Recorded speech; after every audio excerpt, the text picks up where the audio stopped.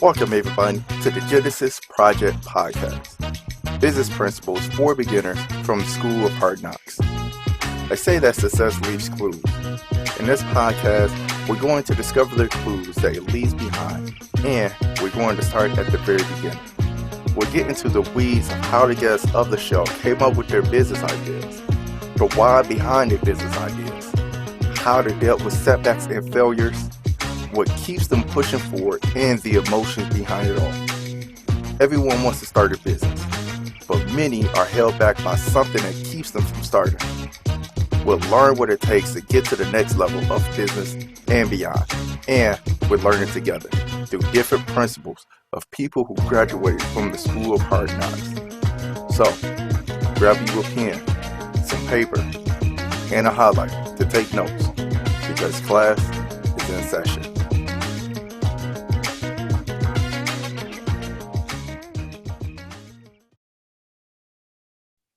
Welcome to the Genesis Project Podcast, the business place, or rather, business principles for beginners of business. And welcome to the School of Hard Knocks. And stepping into the classroom, we have a brand new guest professor, which I'm excited to bring onto the class. Me and his brother met through one of my other guests, which I'm so appreciative of. And you guys are in for a treat, and I can't wait for him to get started. So I want to bring to the classroom guest professor, Mark Nathan. Say what's up to the classroom. Thanks for having me, man. Oh man, I'm glad you said yes. No problem. No problem. Happy to share. So like I was saying, I'm really glad that you came into the classroom. I'm really excited to hear what you have to say. So I want you to go ahead, just tell the classroom a little bit about yourself and just give us a quick bio on you. Sure. Yeah, it's a little bit all over the place. I'm from Chicago, Illinois. I'm the child of immigrants. I'm first generation over here. So grew up with, good work ethic and go to school, get a good education, get a good job. Yeah. That was the mentality that I grew up with. I grew up in the suburbs of Chicago, and then I went to school at Loyola University, graduated with a degree in theater and education. So I actually paid my way through school being an actor. So I did like commercials, industrials, and theater and film and all of that. So that was cool. Right. When I was 21, though, I started my first business. I founded a film festival when I was coming out of college. And so that's what got me started down the entrepreneur route. And it really just like opened my eyes. I mean, I'd been working since I was 15 years old. My first job, I was a sample boy at a grocery store, right? And so the fact that I could start something for myself was just a huge like wake up call. I was already kind of sick of waiting for someone else to hire me, right? Like if you want to make more money, you kind of just have to wait for someone to hire you. And I always found that pretty frustrating. And then you could just start something. And so I started the film festival, and it was a great success that first year. Had no idea how to keep it going, right? I was 21. I was making it up as I went. But it was a good initial wake up call for sure. And I started the corporate thing for about 5-6 years. I was an executive recruiter in accounting and finance. So I help people climb the corporate ladder and find their next move and job, move to the next job and salary and all that kind of stuff. And so it was good. It was fulfilling. You help people get new jobs and find their next step and move up the progression in their career. And it was corporate sales, so you can make some decent money, but it's still someone else calling your shots. And I just couldn't deal with that forever. You watch a lot of people play the game perfectly.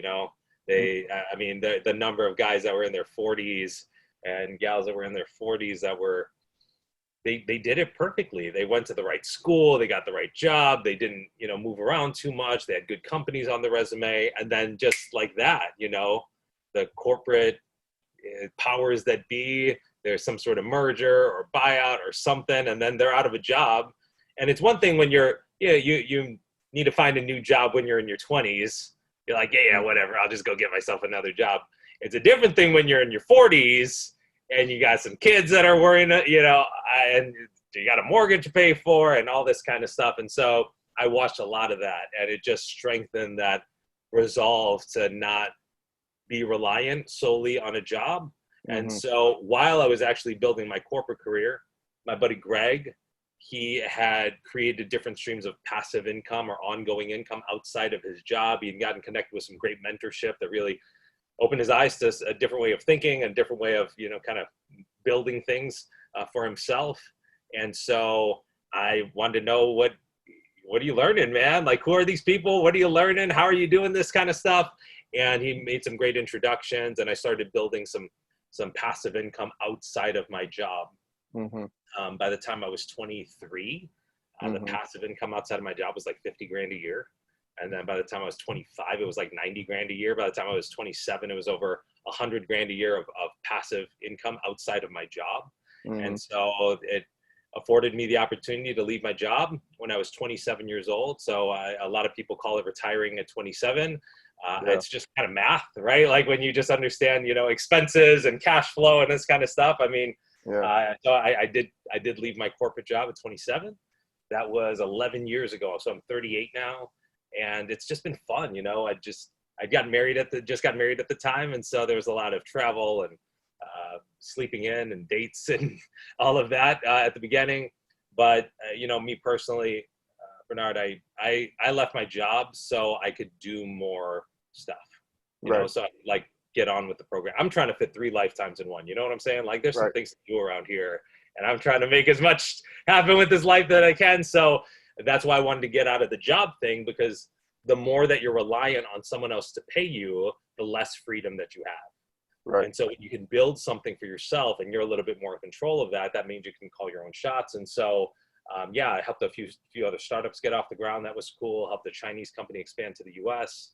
I was part of the North American executive team, did that for a few years. I co-authored a book a few years ago. And so it's just been fun. It's been fun being able to, call your own shots and do the things that you want to do. So I'm just very grateful, man. It was just learning some great stuff, and, well done, and hats off to you for the pursuit of knowledge. I know we chatted the first time that we met, part of the reason that you even launched this podcast is so that because you were hungry for it. You're just hungry to learn more. And you're like, well, if I'm hungry to learn more, surely there's more people out there that are wanting to learn more like me. And so well done, and congratulations on starting the podcast, but the hunger and the drive to actually learn more, good for you, man. That's cool. I appreciate that very much. And I'm glad you mentioned your book, because we definitely going to get into that. So with us getting into the story, or us getting into the lesson, the first question I want to ask you is, what is your Genesis moment? And for those of you who are brand new to the class of the School of Hard Knocks, let me tell you what the Genesis moment is. The Genesis moment is when you come to a fork in your road of your life, and you can go right and you can go left. It doesn't have to be good or bad, but you can see what your life can be beyond those steps. So an example of the Genesis moment would be me getting married. That's the Genesis moment. Another Genesis moment is, like, guest professor Mark Nathan mentioned, me starting this podcast. That's another Genesis moment. Another Genesis moment is me trying out for the CFL 4 years removed from high school and never playing it down in college. That is a Genesis moment. So, guest professor Mark, what is your Genesis moment? Well, I think it's very smart that you understand that it's not just one moment for the rest of your life, right? Like it's almost like these moments start new seasons, if that makes sense, right? Like totally. To start a new season, everyone wants new things to happen in their life, but if you want to start a new season, it kind of comes from that Genesis moment. And if you want newness to happen, well, something new needs to happen. If you want things to change in your life, change is required, right? So it comes from this moment of deciding to change. And I think for me, it really is the beginning of all these different seasons. I mean, as I was starting the season of my life where I was in the arts and I was an actor and I was doing the theater and the film thing, I mean, I jumped into that having literally never done a show ever. I didn't grow up like listening to musicals or watching plays. I mean, my parents were immigrants, so like we didn't do any of that stuff, right? Like we didn't do anything ever. So my parents convinced me that going to Great America, like Six Flags Great America, that was vacation, right? So when people are like, oh, where'd you go to vacation? I'm like, I went to Six Flags, yeah. Woo!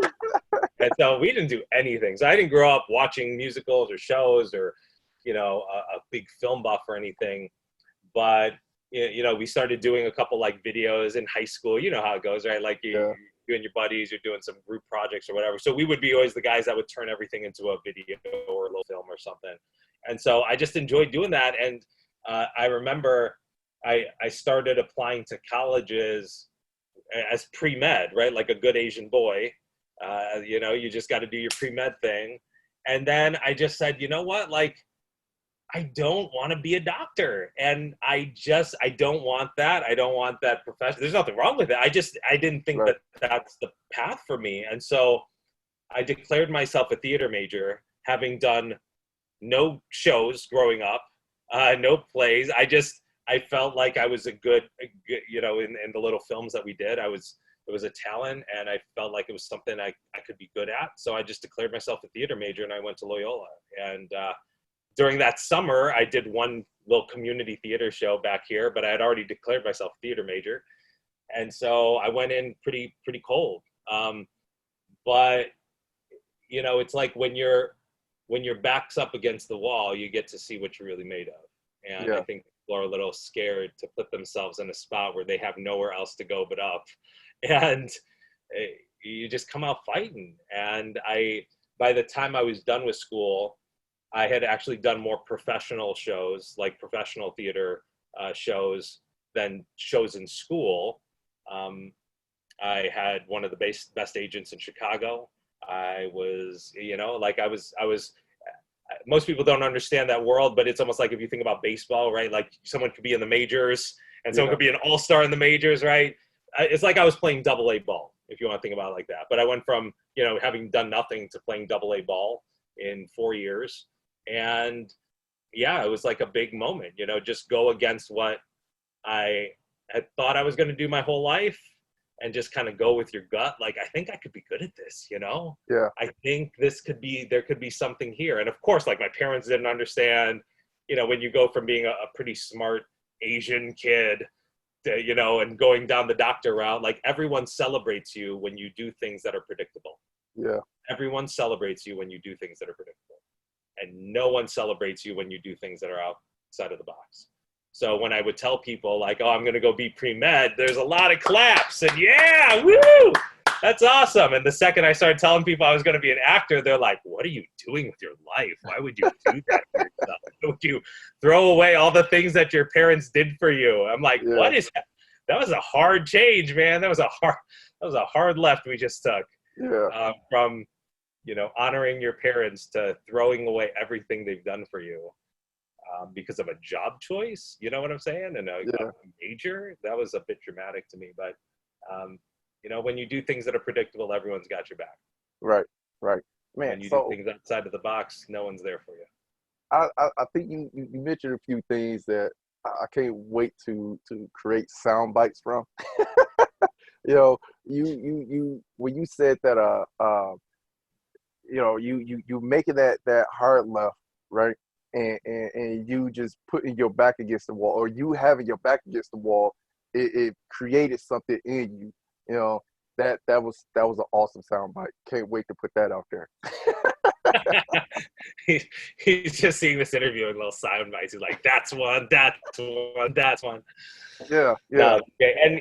And so that's what started down that season. I think probably the other big, really key, pivotal genesis moment was actually as I was coming out of school, and I had paid my way through school as an actor, and founded that film festival, and kind of defied the expectations. And so now everyone's starting to celebrate you, right? Like, oh wow, you're actually doing it well, good for you. And just like when everyone's starting to get on board with, oh yeah, Mark's an actor, Mark's a professional actor, I got connected with some of those mentors that were just teaching me a different way of like creating income and thinking about passive income and ongoing income and just doing things that could continually pay you instead of just like working hard, getting paid, and then it's over.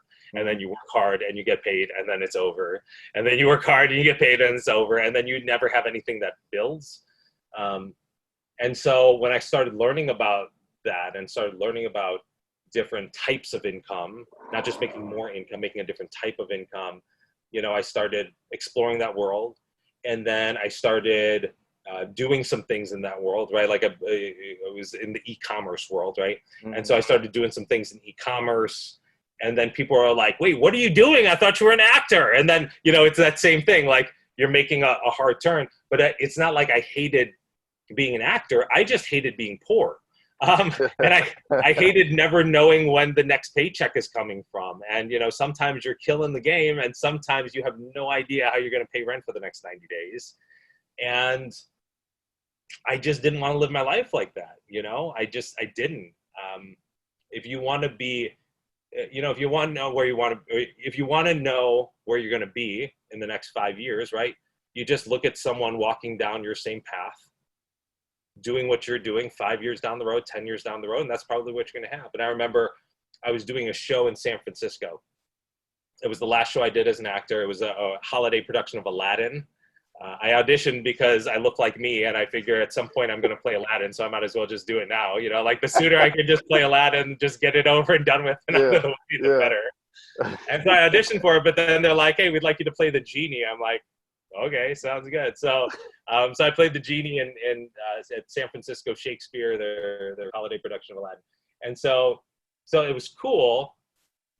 But I remember one of the other guys in the show, he was like a San Francisco, okay? He had originated one of the roles in The Lion King on Broadway. Like he had a career that, you know, as a 20-year-old actor at the time, I was just like, if I could have this dude's career, that would be pretty cool. Like I could be happy with that. Right? Local legend, doing some stuff on Broadway. That's cool.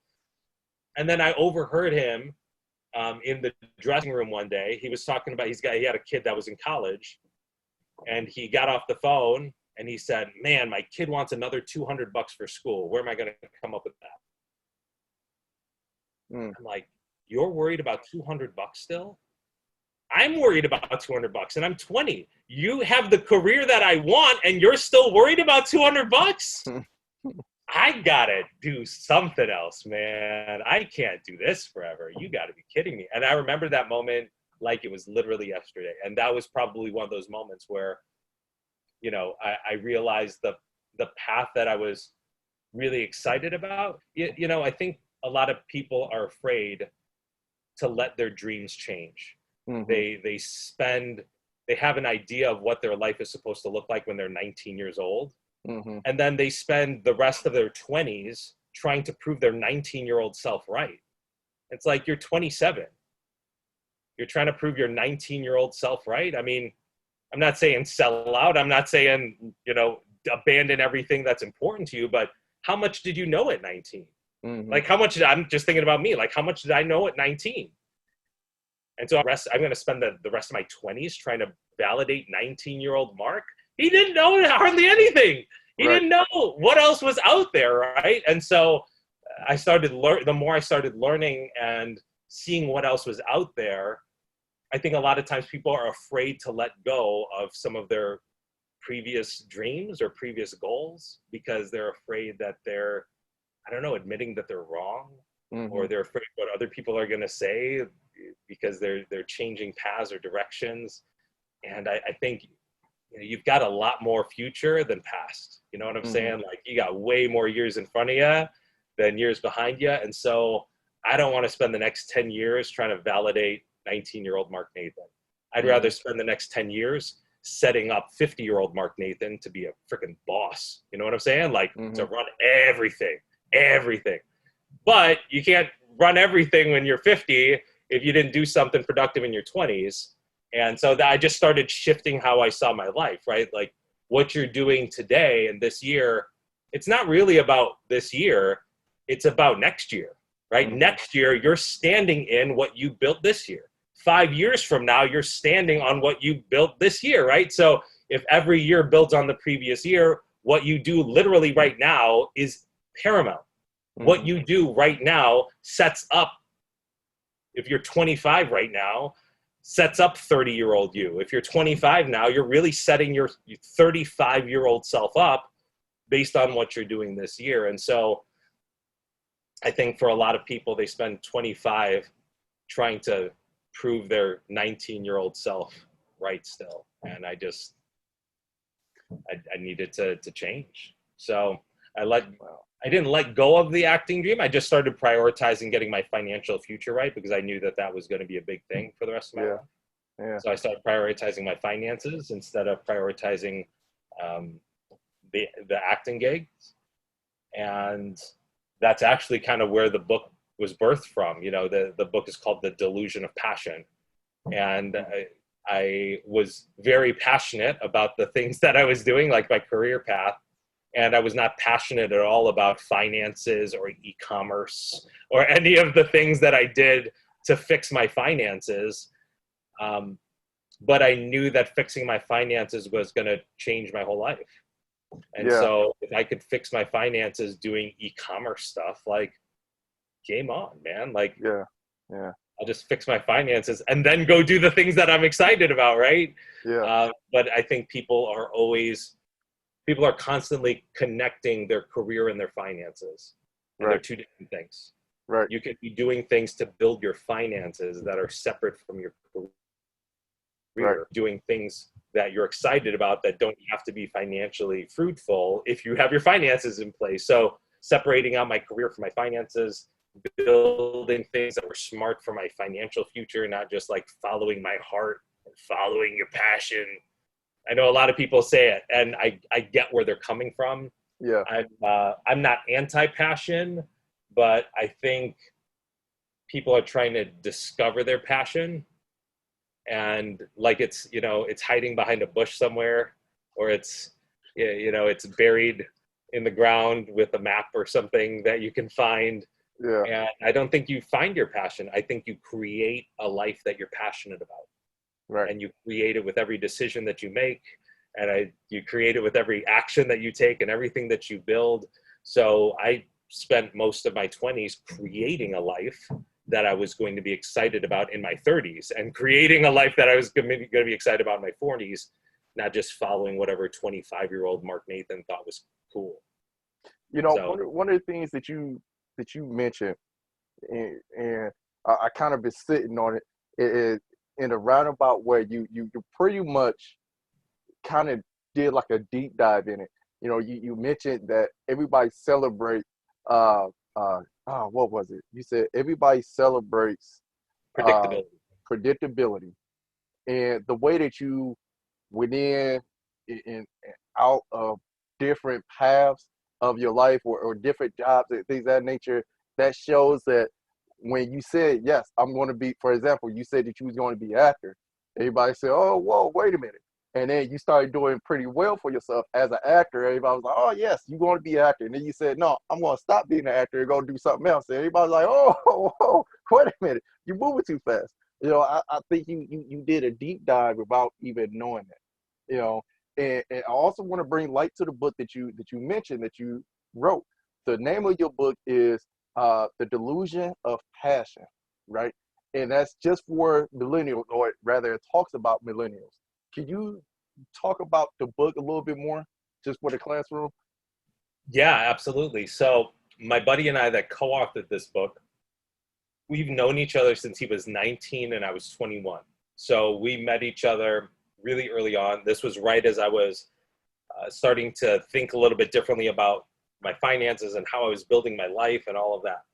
And I was running with some great people. He was 19. He was pulling himself out of the ghetto. He was putting himself through school. He was dealing with a schizophrenic mom. And then he had two younger siblings that he was trying to keep out of gangs and all this kind of stuff. And so this kid was everywhere. And he had a really good heart. And I met him through like a mutual friend. And so he would just kind of get around, like me and my buddies, and just learn some different things. And so I would give him a ride home every once in a while, that kind of stuff. But, toss him some books, that kind of stuff. And so we just stayed in touch over the next handful of years. But then I watched him, get himself through school. And then he got himself to Wall Street. And then he was an intern at the White House. And then he was an aide with Obama. And then he worked in wealth management for JP Morgan, handled $5 billion in assets. And then he was kind of like a young executive in an aerospace company. And then he's, been doing a lot of like kind of entrepreneurial things over the last handful of years. But he's a great dude, right? But we stayed in touch over that time, and we came back together. Like we're friends and we were in touch, but we were building our lives, right? So we would see each other maybe once a year, something like that. Right. And It was probably when we were in our early mid-30s. We kind of had a moment where we were kind of reflecting back on, like, do you remember when we were 19 and 21 and all the stuff we were talking about? But the lives we were living in our mid-30s was exactly what we talked about when we were 19, 21 years old. Like, we remember those conversations, and we're literally sitting in it right now. And we were just kind of wondering, and I'm not a gajillionaire, okay? Like, I'm not, mini Bezos over here. Yeah. But me and my family, we're comfortable. I'm in complete control of my time. Nothing goes on my calendar unless I want it to. I don't take on projects unless I want to. Like, it's a certain level of autonomy and control and freedom that I wanted. But I talked about hey, like, why was it able to happen for us, and how come we see a lot of our friends that it didn't, like, it didn't Right. pan out exactly like they want to. And of course there's a lot of different life circumstances and extenuating circumstances, but there's a lot of personal responsibility that goes into that as well. And of course people come from different spots, and of course people are dealt different hands, but what you are always in control of are your attitude and your actions. It doesn't matter who you are. It doesn't matter where you came from. You're always in control of your attitude and your actions. And so as we were talking through, here's what we did in our 20s and just kind of brainstorming some of this stuff. We kind of came through that. I had talked about this concept of, people getting faked out by this passion thing. They're not doing smart things for their future because they're trying to find their passion. And I saw that happen all the time. I was having this conversation with David, and one day I just outlined what I thought was going to be like a talk, like a training talk. I do a lot of like speaking and public speaking and trainings and that kind of stuff. And so I outlined what I thought was going to be a training, but it ended up being the outline for that book. And then we just went at it. So I think we see a lot of people have a ton of heart and they got a ton of drive, but then they just focus on a lot of dumb stuff that gets them nowhere. Okay, so that begs the question. With everybody chasing after passion, is this supposed to be the number one thing that we're shooting for? Is the passion? I think the number one thing you should shoot for are results. Like, what do you want? If let's say you get to a stoplight, right? So Bernard, or actually, how about this? I'm driving, okay? I'm at a stoplight, and I call you up. I'm like, Bernard, hey, I'm at the corner of North and Sheffield right now in Chicago. Hey, which way do I turn? Should I go left, or should I go straight, or should I go right? What's the first question you're going to ask me? Where you going? Where you going? Where you trying to get right? to? Yeah. Exactly. Because left or straight or right, it really doesn't matter if you don't have a destination, right? But if I'm trying to get to the lake, okay, like, in Chicago, everything revolves around Lake Michigan. So, in terms of directions, you're away from the lake, go towards the lake, whatever. Right. So, like, if I'm trying to go to the lake, at that corner, I need to go east, right? Like in the intersection I'm thinking about, like, you need to go right. Mm-hmm. Okay, so if you're going to the lake, well, turn right. Or go straight and then turn right, right? Like, you have options, but it all kind of revolves around where you actually going. Mm. Well, left looks a lot less busy. Okay, well, left is going to take you to Iowa. If you turn left and don't stop, you will end up in Iowa. That's legitimately true. Yeah. And so, like, it doesn't matter. Well, I don't know. It depends on which way I turn. Well, what does it depend on? Well, it depends on, I don't know, is it sunny or is it raining? What does that matter? It doesn't matter if you're in a bike or in a car. It doesn't matter if you're on the phone with your mom or your best friend. It doesn't matter if it's if you got shoes on or sandals. It doesn't matter. Like, if you are trying to get to the lake, that determines your next steps, right? It doesn't matter what circumstantial stuff is happening around you. It doesn't matter what superficial stuff is happening around you. All that matters is where you're going and how are you going to get there. And I think a lot of people make decisions in their life based on what seems cute or seems simple at the time, and it's not really focused on where are you trying to go or what are you trying to accomplish. For me, the reason it was very easy for me to kind of leave the pre-med route and go with the acting thing is because my dad was a doctor. and my dad got mixed up with some guys that were doing all sorts of illegal billing stuff. He didn't know it, but he opened up a clinic with them. They were doing all sorts of weird illegal stuff that he didn't know about. So when they got taken down, he got taken down with them. And so he lost the ability to be a doctor. And so you can make a lot of money as a doctor, but it's all just one source of income and it's not in your control. Right. So that's where the desire for multiple streams of income really came from, is because like I watched what happens, even if you have a good source of income, if it's just one and it's not in your control, you can lose it in a heartbeat. And so what I was trying to do was, I want to have something that's mine, something I'm a little bit more in control of. No one's going to own me. You know, I'm not interested in things that sound cute. I'm not interested in titles. That's why when people are, oh, you're an actor, wouldn't you rather be a doctor? I'm like, for what? Well, you know, it's being a doctor. Right. I'm like, what does this do? I don't know. Like, right. Do they ask for degrees at the grocery store?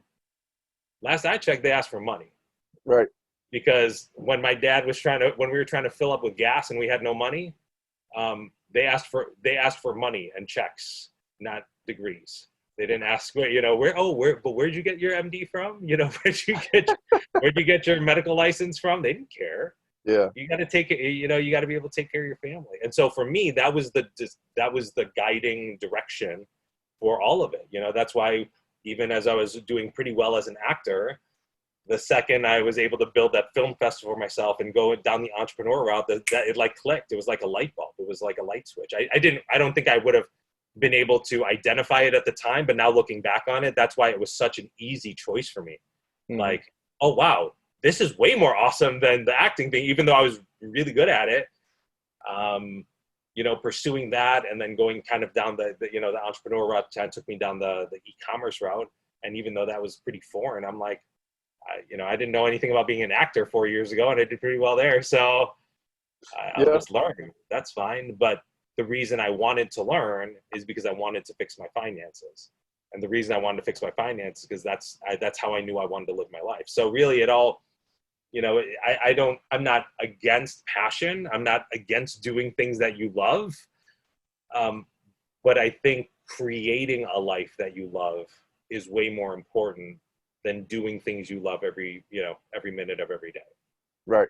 Now, from your book, one of the main questions that came to my mind when I was reading your book is, why are millennials misunderstood?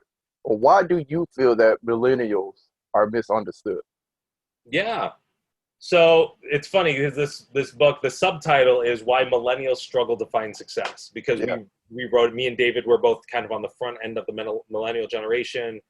And, you know, we're kind of like at the forefront of all of this. And so as companies are denouncing the entire generation, we're like, I understand what you're saying, but I also understand where we're coming from too. And I think it was just, we're kind of in a spot where we could see both sides because we like grew up in it, right? But then we also, since we're on the front wave of it, we also were kind of taught the ropes by people that were of previous generations, right? And we had some great mentorship. And so I think there's always been, no matter what generation you're talking about, you know, parents always think their kids are slackers. That's just the thing, okay? That's going to be every generation on the planet. Every parent thinks their kid is going to be a slacker. Right. It's just, that's part of life, okay?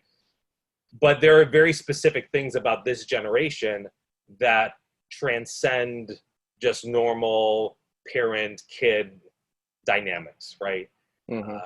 Our generation was the first generation to grow up with, I think the two biggest things that we talk about with companies that ask us this kind of stuff. So we've gotten a chance to do a lot of like corporate training and, you know, all that kind of stuff because they're trying to figure this out. They've got millennials that are now in management and leadership positions, and they didn't even understand them when they got started in the company, and they sure don't understand them now that they're starting to lead the company. But I think there's two things: connectivity and the rate of change. Okay. So if you're just talking about the rate of change, just to give you an example, someone that's in their, you know, early mid 30s now, I mean, they've watched the world change 3 times and they're 30 something. Okay. I mean, the internet, and then social media, and then smartphones, right? Like, it changed everything. It wasn't just like a cute little social change. It literally changed how people operate in the world. And so if you're in your early 30s and you've literally watched the world change 3 times, well, your internal clock is going a little bit faster. You know what I'm saying? In your head, every 5, 6, 7 years, the world turns upside down. Every 5, 6, 7 years, the world is going to completely shift, whether you're ready for it or not.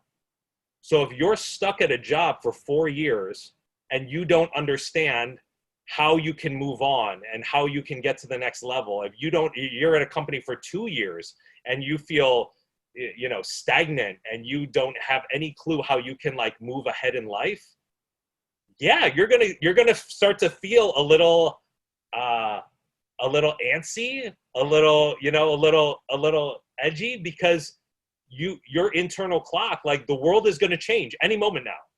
Like, the next big shift is going to happen and you're still at the same job that you were and you have no idea how to move forward. So the rate of change that this generation has seen, I think, has created a different timeline. And so when companies are angry at millennials, like, oh, they just every 3 years they just want to change jobs. Well, instead of fighting it, how about you help them understand how they can grow within your company and how they can grow in their life and keep up with the world, and they'll probably stick around, right? But if you just, hey, shut up and know your place, kid. Hey, shut up and pay your dues, and earn your spot and tough it out. In 20 years, let's see, we'll give you a VP spot. Yeah. 20 years? Are you kidding me? The world's going to change 4 times between now and the next 20 years. I ain't sticking around for that. So Right. The rate of change, I think, is really huge. And just the connectivity of it all. I mean, just chatting with people that were in previous generations. I mean, when you left high school or you left college, you didn't really see anyone until like the 10-year reunion. And then you checked up on people. Okay, how is everyone doing? How's this person? How's that person? But now you see your friends moving up in their company in 2 or 3 years, and you see this person like buying the new car, or buying the new house, or whatever. And so there's just this kind of like human instinct, right, to want to keep up. And just the more connected we all are, I think it just, keeps, I think everyone defaults to think it's about like, oh, just keeping up with everyone else and just, prioritizing the right things. But everyone does that. I mean, the whole keeping up with the Joneses phrase, millennials didn't come up with that. That's been a thing that's been around for like ever. I don't know. I don't know how long that's been a phrase, but millennials didn't come up with it. And so that's a human nature thing. But the fact that we see each other multiple times a day on social media, on our phones, that instinct kind of kicks into a whole different gear, I think. And so there's certain ways that this generation is wired that it's just part of how we grew up. And I think knowing that is one thing, but the problem is success principles never change, right? Oh, I'm so glad you spoke on that. Never change. I don't care who you are. I don't care what generation you're from. Success principles are never going to change. So what this book is trying to do is kind of help bridge the gap, right? Yeah. Okay, success principles are never going to change, but we understand where the millennial generation is kind of coming from. So that's kind of what this book is trying to do. Now that's a perfect segue into my next question, because in your book you did speak on the success principles. In fact, you came up with an equation for success, and I want you to explain the success equation that you have wrote in your book. Which success equation are you talking about? Okay, wait a minute. What are we talking about here? Are you talking about the progression? Give me 1 second, because no worries. Okay, so engagement, commitment. Oh yeah, passion, commitment. Okay, yeah. Yes. So it's this thing. Yes. Got it. Okay. That's it. it. I got you. All right. Yeah, I think for most people, when you are again prioritizing passion, I gotta love something before I do it. how do you know you're going to love something before you do it? It's just the most nonsensical thing that when you say things out loud, sometimes you realize how idiotic it sounds. Okay. Yeah. There's a lot of things that people think in their head that the second you start saying it out loud a couple times, you're like, that actually makes no sense. Yeah. Like, oh, before I love something, I got to do it. Oh, okay. So, hey, fire, why don't you start burning and then I'll put wood in you? That's like you and I are both married, right? That's just like us saying, oh, I love my wife, but I never been on a date with my wife, or I never spent time with my wife. Exactly. Like, how do you know until you just start? And, I think a lot of times that's what holds people back. And I've talked to people, they make major decisions in their life and they hide behind the passion thing. They're just like, well, I just don't know if I'm passionate about that. What the heck are you talking about? So you say it's just a cop-out?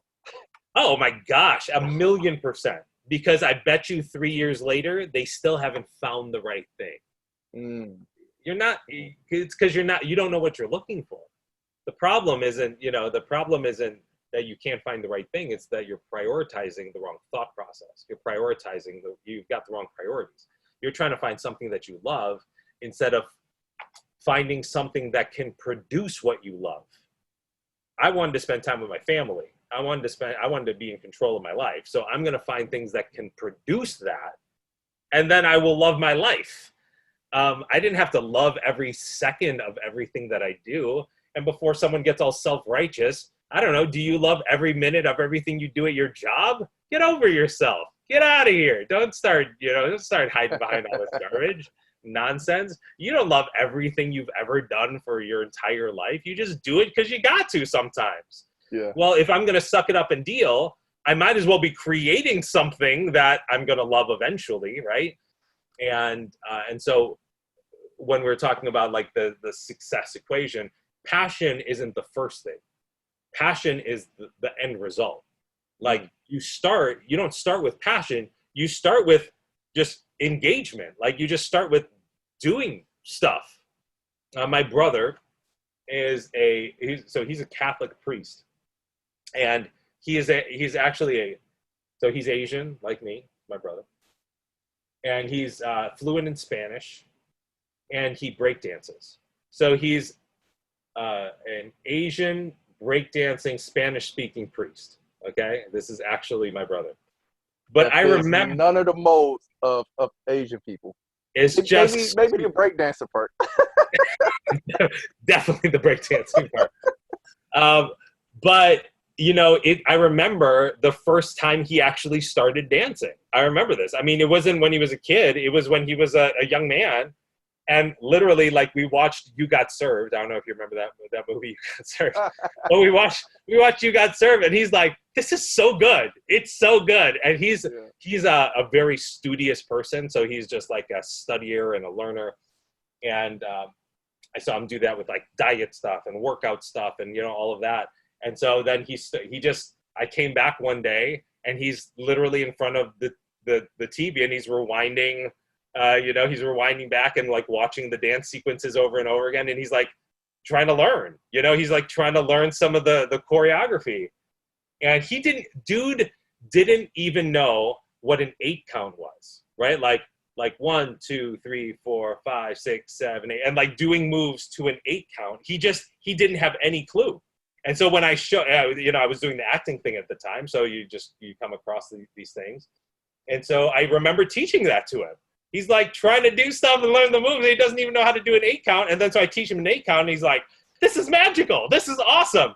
And you know what? Like, and then he just keeps doing it and keeps doing it. And he's a phenomenal dancer now. Like my family was on Family Feud like a handful of years ago. And he literally was dancing around Steve Harvey. Like he danced circles around Steve Harvey with his like priest collar on, the whole deal. It was hilarious. You should look up, if you look up Family Feud, Father Matt, or dancing priest or something like that, you'll find it. But it's become a huge passion of his. Like he's really good at it and he loves doing it. But once it was just a kid like standing in front of You Got Served, not knowing how to do an 8 count, and he just was trying, and so I don't think if you asked him when he was a kid or when he was a young man, are you passionate about dancing? No, he's not passionate about dancing. If you ask him now, it's something that he's very passionate about because he loves it, right? So it just kind of grows, right? Like first you just get engaged, and then you get like committed, right? Like you get engaged, and then you get committed, and then you start getting good at it, and then you start actually accomplishing something. Mm-hmm. And then when you start like accomplishing big things, all of a sudden you're like, this is pretty awesome. I kind of love this. This is great. And then all of a sudden you found something that you're passionate about, but it didn't start with like accomplishing something big or achieving something or really like, committing to something. It just started with just engaging, and you just got to do something, And so I think people, they hide behind it. You're exactly right, Bernard. They just, it's a cop out. Like, I just don't know if I'm passionate about it. Yeah, either that or you're lazy. I don't know. Oh my goodness, I think you really hit on something there, and just one more time. Hey Bernard, real quick, I don't know if something changed with your mic situation, but I'm having trouble hearing you. Like you're really faint. Can you hear me now? A little bit better, but I feel like something's changed. All right, how about that? Better? Mm-hmm. No, I mean it's really faint. I can still hear you, but it's a very different thing that's happening. How's that? Any better? No. No. Okay, that's fine. I'll fix the audio later. So I'll just listen very intently. Ignore my ear as I do this. So I think you really hit on something there, and I want you to once again just go over that success equation that we was just talking about. The success equation, is that what you asked? Yeah, mention those steps again. Sure. Yeah, so where it actually comes from, most people think passion is the first thing. Passion is not the first thing. Passion is not the push start to your car. You do not need to be passionate about something to start, okay? If you're going to be successful at anything, you just get engaged. Like engagement is the first step. You just start somewhere. You just start dancing. You just pick up something and try and learn. You pick up the guitar, you pick up a book, and you just start. You just start doing stuff. The more you do something, you start to get a little bit more committed to it. Wow, okay, like I enjoy doing this. I can get down with this. A lot of times when people run marathons, it just starts with their buddy harassing them, like, hey, you should run this marathon with me. Hey, you should run this marathon. Okay, yeah, I guess I'll run a little bit with you or whatever. But then you start running a little bit, you start feeling a little bit better about yourself, and you're like, yeah, I can, I'll be part of this like exercise group or this run club, or yeah, I can do 10 miles a week or whatever, right? Like you start making little mini commitments to yourself. And then you start actually like achieving some things. You start accomplishing some things like, wow, I just ran 10 miles this week. Wow, I ran 3 miles straight. Wow, I just ran 5 miles straight. Oh my gosh, I just ran 10 miles straight? That's crazy. What is happening right now? From the person that didn't even want to run, now you're running 10 miles straight, and now you feel really good about yourself because you're accomplishing something. And now all of a sudden you start getting really passionate about it because you've done something in the world, right? Passion is not the first thing. Passion is the end result after doing something well. But you can't do something well until you start, right? And right. You start, and then little commitments along the way, and then you start hitting some of those commitments, you start accomplishing things, and then as you start accomplishing bigger things, then you start to get passionate about it. And then that's when you start to find yourself feeling like you've succeeded at something in a big way. Right. I think that's again just a perfect segue to ask you the last final question. I want you to tell us what is the one big takeaway that you want the class to leave with today from this episode, from this lesson. I think it's a little bit counterintuitive to what most people, how most people are wired and how most people think.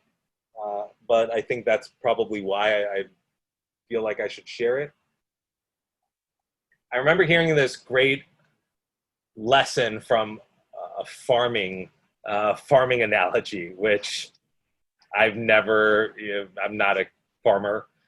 My family's not farmers. I have zero concept of how farming works. But I remember hearing this and it made a lot of sense to me because it was very different than what I initially thought. Okay.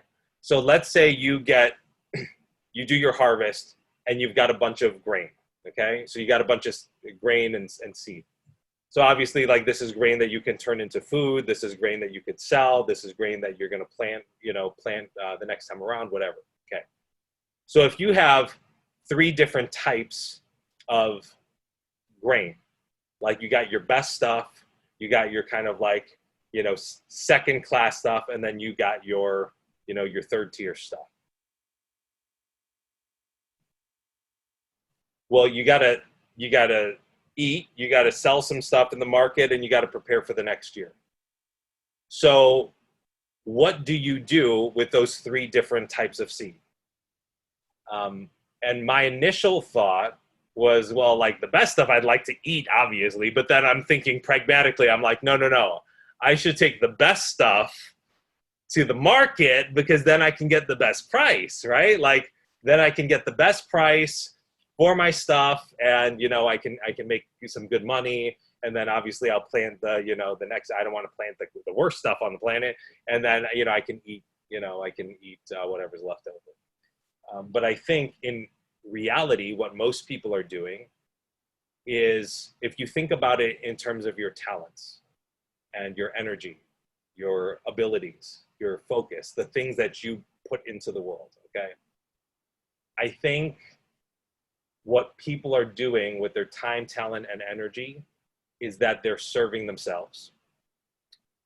And they're trying to take care of themselves. They're looking out for number one. They're trying to build themselves up and build their future and build their name and build their stuff. And I think it's a shame, because the reality, if you ask any farmer, here's what they actually do. You don't sell the best stuff.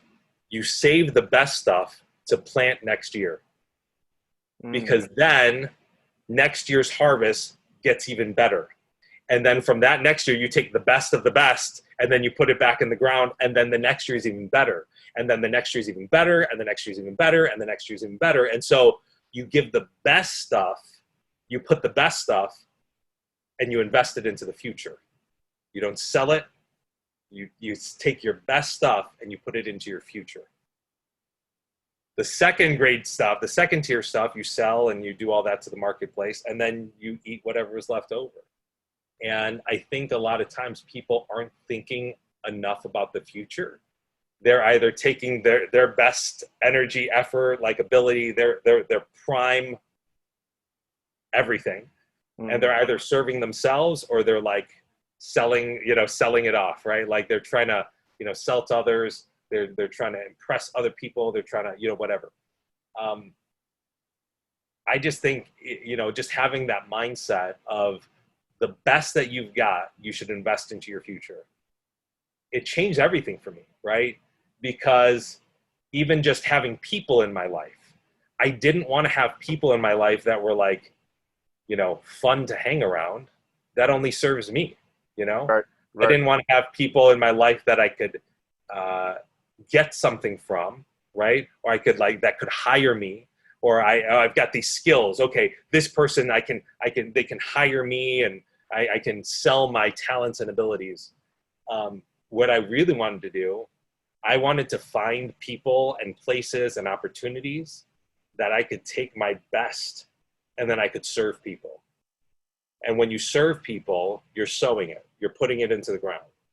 When it's not about you and it's not about like serving yourself, like, when, as much as possible, I try and be on the giving end of every relationship I'm in. There are very few relationships where they've given more to me than I've given to them. Like, very few. I can probably count them on one hand. And that's by design. That is by a very specific intention. Any relationship I'm in, I'm going to try and give the best that I can to them. And I like refuse as much as humanly possible to be on the taking side of any relationship. Any relationship I'm in, I want to be 100% on the giving. I want to be so far in the giving side that, like, It's just not even a question. Because if you take the best of you, you know, the best you got, man, your talents, your abilities, your skills, whatever you got, and you give, like you sow it into other people, you serve other people with it, you help other people with it. You just don't lose that way. In my personal opinion, I know it's super counterintuitive and just like, yeah, but how does that turn into money? Yeah, how does that turn into taking care of your family? I get it. I understand. I had the same questions, but I think a lot of times, you know, people are just carrying a lot of baggage from, you know, previous experiences. You know, like you give it all to your job and they still screw you over. You know, you had a buddy that you're running with and you're in partnership with or whatever, and then they abandon you. Or, you know, you were definitely on the giving side in a relationship and they screwed you over. And you know what? I personally, my personal thoughts on it, I think people are putting the trust in the wrong thing. Okay. I think I'm a man of faith. That's just how I roll. And I think most people have been taught their whole life to like love God and, you know, find good people you can trust. And it's the opposite. Nowhere in the word does it say to trust people. It always says to trust God.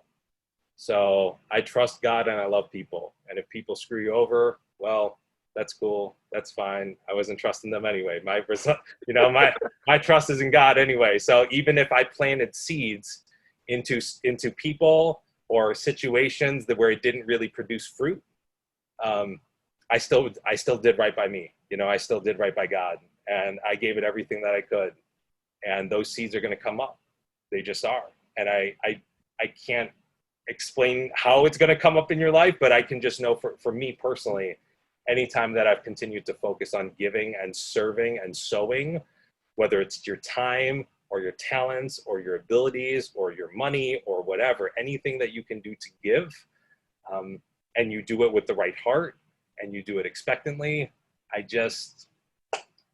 it's just never come back. It's never come back void. It's never come back void. It always comes back bigger and more awesome. And so surrounding yourself with people that you feel good about, like sowing into, you know, like right. That's why I try and surround myself with people that understand those same principles, because like I'm trying to outgive them and then they're trying to outgive me. And, you know, it's a great, you know, it's a beautiful thing. But when you align yourself with people that are just, you know, they're wired on that kind of mentality, with that kind of mentality, it's a different ball game. So I'd say that, man. I mean, that just, you know, from the faith perspective I'm coming from, but a lot of people are too busy trying to trust people, and I'm just trying to trust God and do the best with what I got. Right. Hey, because I know you are a busy man and you do have other commitments that you must meet. I just want to say thank you for coming to this classroom and teaching us this lesson today. I want to give you the floor for just a few moments for you to shout out everything that you got going on and to let the people know where they can find you at. Yeah, for sure. So this book, The Delusion of Passion, if you go to thedelusionofpassion.com, that's probably the best place to find info on the book and interviews and stuff like that we've done. We'll throw this podcast up there too as well. And, you know, that's kind of where that book lives. Me and my buddy, we're actually working on 2 other books right now. The next one is going to be actually a continuation of this thought process, but it's going to be called The Delusion of Stability. Why people get left behind in life. And obviously the world is ever changing, and now more so than ever. We've been actually working on this topic for the last like 2 years. And then obviously the last 6 months has been a little bit crazy, and the definition of unstable. So it's, I think, going to be a very timely book. But that's coming, you know, we're working on that. Hopefully that should be done by the end of the year, if not at the very beginning of next year. But best way to, you know, kind of reach out and stay in touch. I'm on LinkedIn, but I don't really do a lot on LinkedIn. I was kind of out of the corporate game before LinkedIn got really big. So, you know, I've got a LinkedIn. You can kind of find me there. Best way is on Instagram, Mark Anthony Nathan. You just find me. It's a bunch of pictures of me and my kids. I'll throw some, you know, success stuff out there as well, and updates on books and all that kind of stuff. So pleasure to stay in touch. For real, congrats again on starting the podcast. I know that was a genesis moment for you and for all your listeners. You know, good luck with all of the Genesis moments that produce new seasons in your life. It's going to take a lot of strength. It's going to take a lot of courage. It's going to take a lot of faith. But I think you're better and more equipped and better prepared than you probably realize. So go get them. Thank you, guest professor Mark Nathan. I thoroughly appreciate you again for coming out here and teaching us this lesson. And to you, class, you've heard all the great things that he dropped, all of the great sound bites that I'm definitely going to not necessarily steal, but definitely it's borrow. all yours, man. Go get it. I'm definitely going to put all that back out there. Just keep giving it. I'm just going to keep giving them. Like you said, I'm going to keep giving it. And to you, class, I hope you guys took great notes. I hope you actually go out and practice these notes that you took today on this lesson. And for all of you out there, you know what I'm about to say. At the end of the day, whatever you chase after, whatever you're going after, make sure you chase after it with violent action. Class has concluded, and I will see you guys in the next lesson.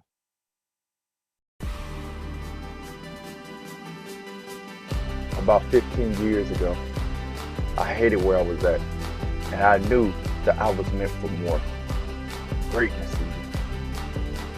I wanted to start a business, and I asked my friends and family, how do I start a business? 90% of them never started a business before, and the 10% that didn't remember what they did.